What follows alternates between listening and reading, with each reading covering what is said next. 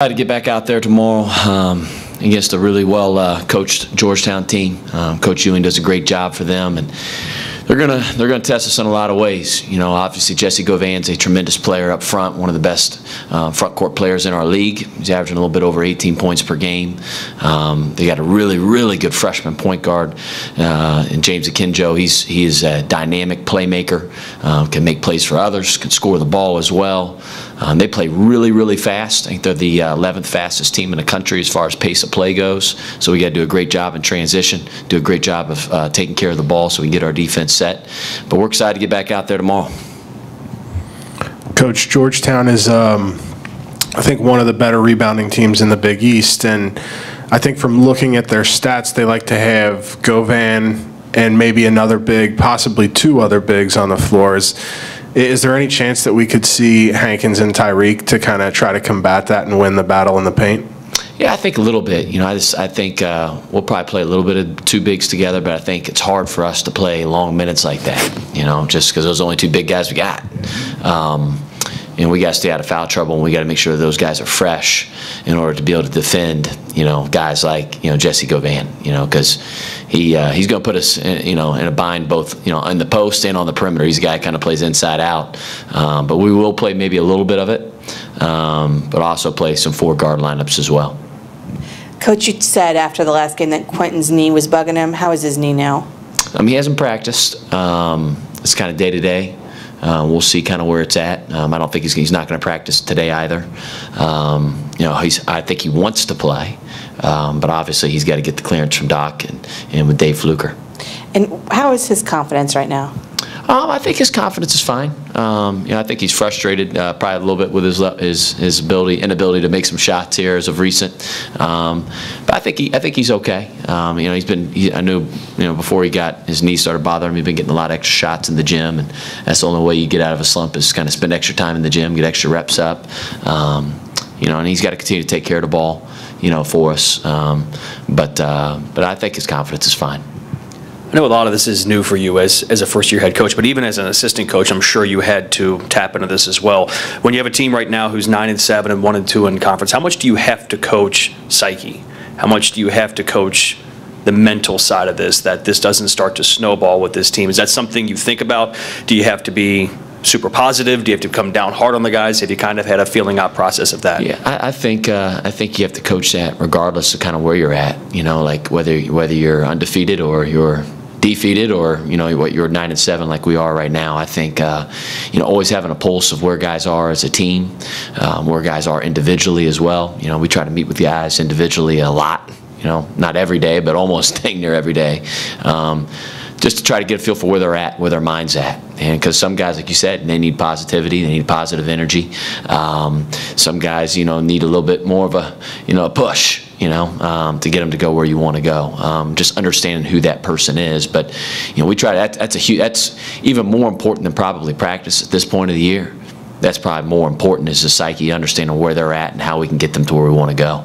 And this is something I asked Hankins as well. He was in here just a few minutes ago. Just the urgency of this. You've been around Xavier long enough to understand what the end game is here. Mm-hmm. When you're halfway through a season and you're kind of on the outside looking in towards an NCAA tournament at this point, how much does the urgency kick in, or has urgency already been through the roof as much as you can? Yeah, I think it's already been there. You know, Joe, we always try to like say, hey, it's about the next game, and you know, can we get better? And again, you know, I think some people look at the holistic and they kind of panic. For me, it's not that way. I mean, we've been in situations, and you know, I remember a couple of years ago we lost 6 games in a row here. I think it was in February, and there was no panic ever with our group. And it's just, you know, again, continue to get better. You know, next game, obviously, we got a great opportunity against Georgetown. There's a lot of opportunities to get great wins. That's the best. That's a great thing about being in the Big East. We can get a lot of Tier 1 wins that are available out there. We have to take advantage of those opportunities.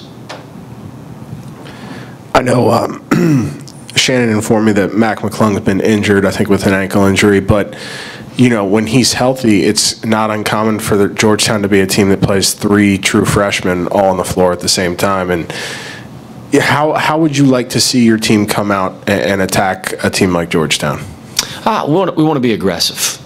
You know, I think from the get-go with our offense, the shots that we take, the pace that we play at, defensively, you got to play with tons of hands. You know, they have a very high steal percentage, you know, because they have a couple freshman, you know, guards, and Mac's been hurt recently, but we got to be able to turn them over and create some offense off our defense.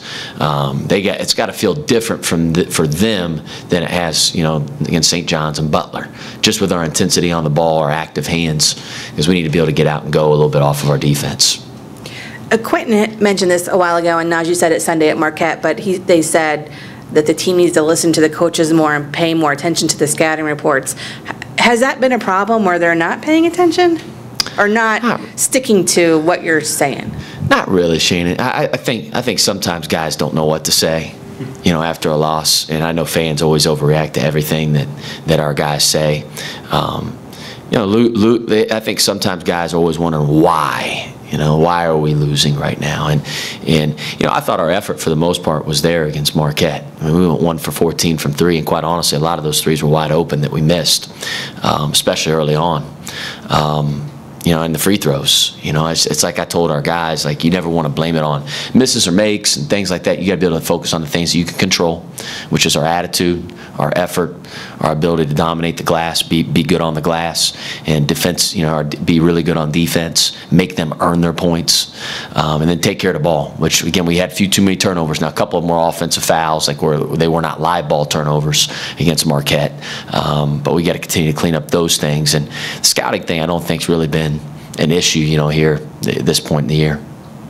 As a follow-up, is there a number in your mind in terms of turnovers where you want to get to? Yeah, we would like 11 or less. And, you know, so every TV timeout, I kind of give them an update, you know, where we're at. You know, I'll say, hey, you know, we're at 2 or we're at 6 or, hey, we're at 10.